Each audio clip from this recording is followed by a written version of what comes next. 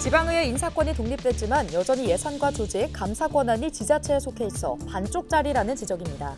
이에 따라 지방의회법이 발의됐는데 기대와 함께 우려하는 시각도 여전합니다.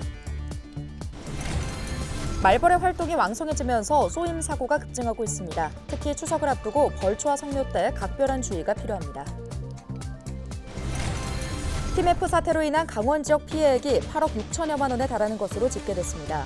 강원특별자치도는 피해업체 지원 방안을 마련하고 있습니다.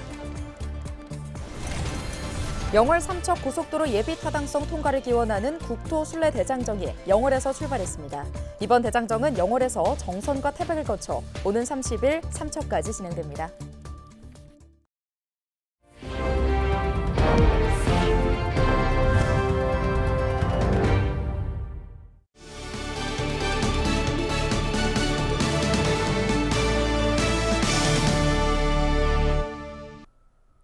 여러분 안녕하십니까? 헬로티비 뉴스입니다. 2년 전 기초광역의회의 인사권 독립이 시행되면서 지방의회의 자율성 확보가 기대됐습니다. 그러나 의회 예산과 조직, 감사 등 권한이 여전히 지자체에 속해 있어 반쪽짜리 독립에 불과하다는 지적이 나오고 있는데요. 이 같은 한계를 개선하는 지방의회법 통과가 시급하다는 목소리가 높은 반면 역시 우려도 있습니다. 이다혜 기자입니다. 강원특별자치도 시군의회 의장들이 한자리에 모였습니다. 지난 23일 평창에서 열린 제245차 도시군의회 의장협의회. 이날 회의에서 의장단은 지방의회 자주권 확보를 위한 지방의회법 제정 촉구 건의안을 채택했습니다. 지방의회의 독립성 강화 내용을 담은 지방의회법이 지난달 국회에 발의돼 해당 법안 통과를 촉구하는 내용입니다. 의장단은 건의문에서 지난 2022년 지방자치법 개정에 따라 지방의회의 인사권은 독립됐지만 의회 조직 구성과 예산 편성 권한은 여전히 집행부에 귀속돼 있다고 지적했습니다. 집행부와 의회 간 상호 견제와 권력 분립이 제대로 기능하기 위해서는 집행부와 대등한 행정조직 체계가 마련돼야 한다는 겁니다. 사무국, 4급, 사무국장 조직 이런 부분들이 지방의회법이 만약에 국회 통과가 되면은 그거는 의회 내에서 결정을 할 수가 있습니다. 후반기에 2년 동안에는 지방의회법이 반드시 국회에 통과될 수 있도록 도내뿐 아니라 전국 지방의회를 중심으로 지방의회법 마련을 촉구하는 목소리가 높습니다.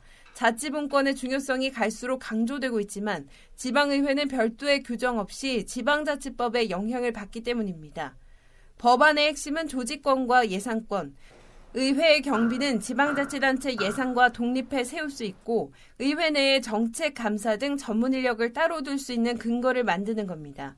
예산과 조직은 집행기관이 협조를 받아서 운영되고 있는 상황이어서 전국의 대부분의 지방의회에서 이제 지방의회법이 제정돼서 국회에서 국회법이 있듯이 지방의회가 인사권뿐만 아니라 조직권, 예산권 등 좀 자율권을 더 확대한다는 목소리를 내고 있습니다. 의회의 인사권 독립을 포함해 비슷한 내용의 지방의회법은 지난 2020년부터 꾸준히 발의됐습니다.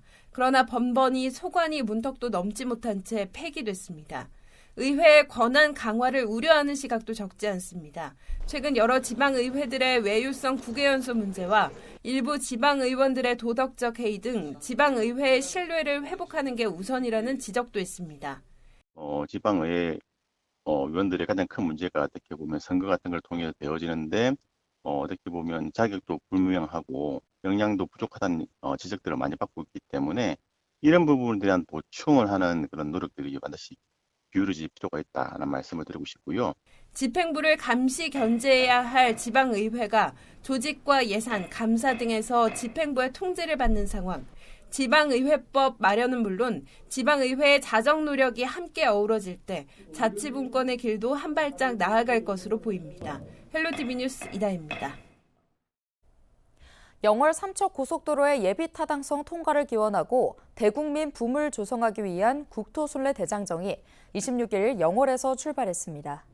강원특별자치도와 영월군, 정선군, 태백시, 삼척시가 함께 추진하는 이번 대장정은 도지사와 지역구 국회의원, 시장, 군수 주민 등 703명이 참가해 오는 30일까지 영월에서 삼척까지 70.3km를 이어가는 방식으로 펼쳐지는데요. 이번 대장정은 26일 영월에서 출정식을 시작으로 태백과 삼척에서 각각 기원제가 치러지며 오는 30일 삼척에서 해단식을 끝으로 마무리됩니다.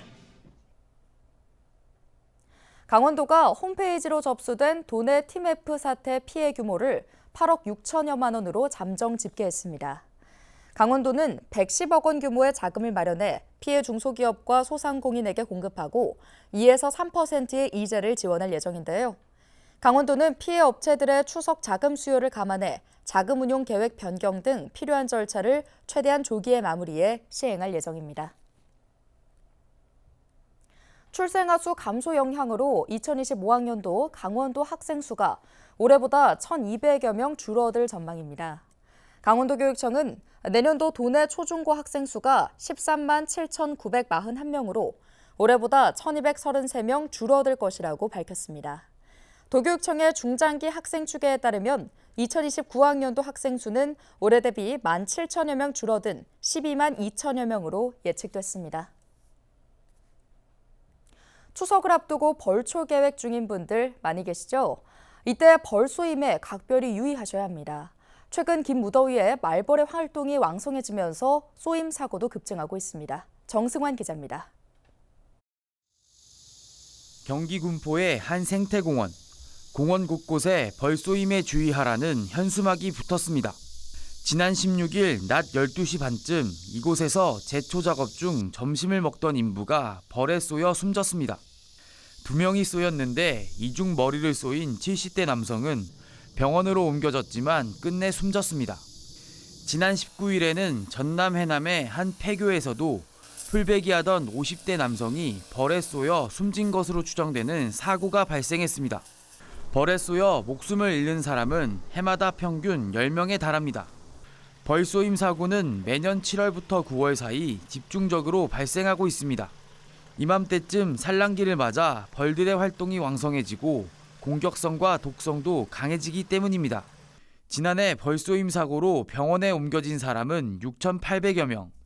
이 가운데 77%에 달하는 환자가 7월에서 9월 3달 동안 나왔습니다. 사망사고도 이 기간 집중됐습니다. 벌이 쏘여서 사망사고로 이어진 경우는 대부분 아나필락시스, 그러니까 알러지 반응입니다. 그래서 어지럽거나 현기증이 나거나 전신에 붉은 발증이 돌거나 한 경우에는 빨리 누워서 휴식을 취하고 119에 요청해서 병원으로 이송해서 특별한 치료를 받아야 합니다. 벌집을 발견했을 때는 직접 제거하려 하지 말고 119에 신고하는 게 좋습니다. 만약 건드렸다면 머리를 감싼 채 20m 이상 벗어나야 합니다. 주변에 벌집을 발견할 경우에 무리하게 벌집 제거를 해서는 안 됩니다. 말벌 같은 경우에는 독성과 공격성이 매우 강하기 때문에 자칫 위급 상황에 빠지실 수 있습니다. 즉각 119로 신고해 주시면 되겠습니다. 벌 쏘임을 예방하기 위해선 벌을 자극할 수 있는 향수나 화장품 사용을 자제하는 게 좋습니다. 또 챙이 넓은 모자를 쓰고 밝은 색의 옷을 입는 것이 효과적입니다. 헬로티비 뉴스 정승환입니다. 26일 오전 6시쯤 강릉시 강동면 모전리의 한 목재연료 생산업체 야적장에서 화재가 발생했습니다. 불이 나자 소방헬기 2대와 사다리차 등 장비 26대, 인력 70여 명이 투입돼 진화 작업을 벌였습니다. 소방과 산림당국은 불이 인근 야산으로 번지지 않도록 장비를 투입해 불이 붙은 목재 더미를 집중 진화했습니다. 해당 야적장에는 폐목재 등이 400톤가량 쌓여 있었습니다. 경찰과 소방당국은 폐목재 더미에서 처음 불이 시작됐다는 목격자 진술 등을 토대로 진화 작업이 끝나는 대로 정확한 화재 경위를 조사할 계획입니다. 지난 24일 오후 8시 55분쯤 양양군 강연면의 낙산사거리 인근 도로에서 그랜저 승용차와 티볼리 승용차가 충돌했습니다. 이 사고로 티볼리 승용차 운전자와 동승자, 그랜저 승용차 탑승자 등 3명이 크게 다치는 등 모든 6명이 부상을 입어 인근 병원으로 옮겨졌습니다. 경찰과 소방당국은 그랜저 승용차가 길을 잘못 들면서 역주행을 한 것으로 보인다는 목격자 진술 등을 토대로 정확한 사고 경위를 조사하고 있습니다.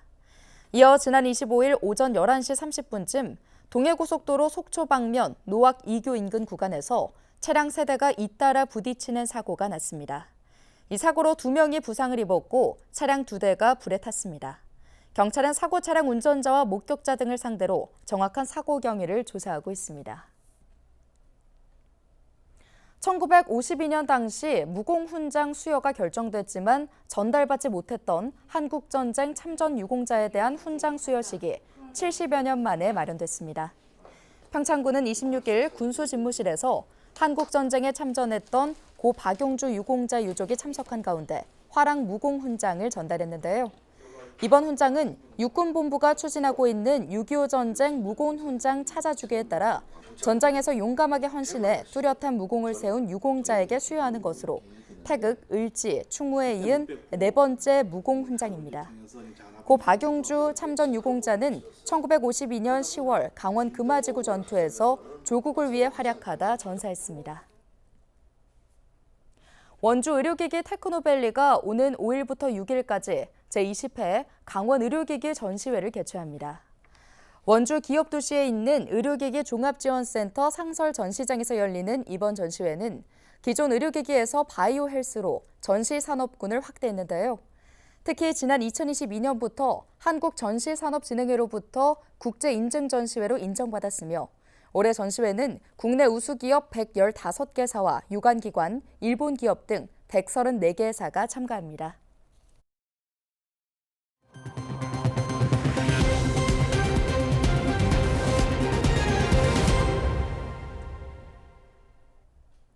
원주시가 민선 8기 2년 동안 공모사업 선정을 통해 국도비 3,240억 원을 포함해 4,033억 원의 예산을 확보했습니다. 올해 상반기에만 29개 사업에 선정돼 모두 832억 원의 예산을 확보한 것으로 집계됐는데요. 주요 사업을 보면 문화의 거리 공영주차타워 조성에 179억 원, 원주 꾸미룸 커뮤니티 센터 건립에 196억 원 등의 예산을 확보했습니다. 행정안전부 주관 지역 특성 살리기 사업에 춘천, 약사천 일대가 선정됐습니다. 이번에 선정된 곳은 춘천시를 비롯해 전국 10개 지역인데요. 선정된 지자체에는 국비 4억 원이 지원되고 사업비 8억 원을 들여 지역 살리기 사업을 추진합니다. 양구군이 다음 달 9일 양구데이를 맞아 관광 행사를 추진합니다. 양구군은 다음 달 2일부터 9일까지 양구군에서 일정 금액 이상을 소비한 관광객에게 양구사랑 상품권을 지원하는데요. 또 다음 달 9일에는 양구 구경 일대를 걷는 군민 야간 건강 걷기 대회 행사를 열 계획입니다. 화천산 신품종 쌀 진옥이 첫 수확에 들어갔습니다. 화천군은 지난 24일 화천읍 시냄리의 농가에서 첫 벼베기가 시작됐다고 밝혔는데요. 이날 첫 수확한 벼는 조생 신품종인 진옥입니다. 올해 화천 지역에서는 모두 606농가 494헥타르 면적에서 5대가와 3광 등 다양한 품종을 생산합니다.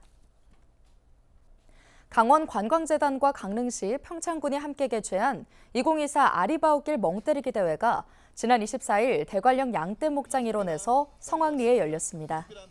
이번 대회에는 사전 참가 신청자 35명을 포함해 현장 신청자 등 모두 70여 팀이 참가했습니다. 90분 동안 아무 행동도 하지 않고 가장 안정적인 심박수를 기록한 사람이 우승하는 이번 대회에서 참가자들은 푸른 초원과 시원한 바람을 배경으로 이른바 멍때리기 시합을 벌였습니다. 이 평창의 양떼목장은 정말 좋은 경치와 그다음에 좋은 공기를 가지고 있는 그런 장소이기도 합니다. 그래서 멍때리기를 통해서 우리 외부의 관광객들이 심신을 단련하고 재충전하는 시간을 가졌으면 좋겠습니다. 강원관광재단은 앞으로도 다양한 콘텐츠를 발굴해 특별한 강원 관광 콘텐츠를 선보일 계획입니다.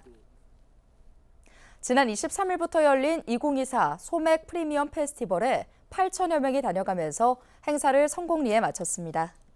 횡성한우와 명품 수제 맥주를 즐길 수 있는 이번 축제에서는 힙합과 EDM 등 젊은 세대를 공략한 공연으로 많은 호응을 얻었는데요. 축제추진위원회는 축제 기간 횡성읍과 공급면 일대에 셔틀버스를 운행하고 대리운전비 쿠폰 등을 지급했습니다. 오늘 준비한 소식은 여기까지입니다. 함께해 주신 여러분 고맙습니다.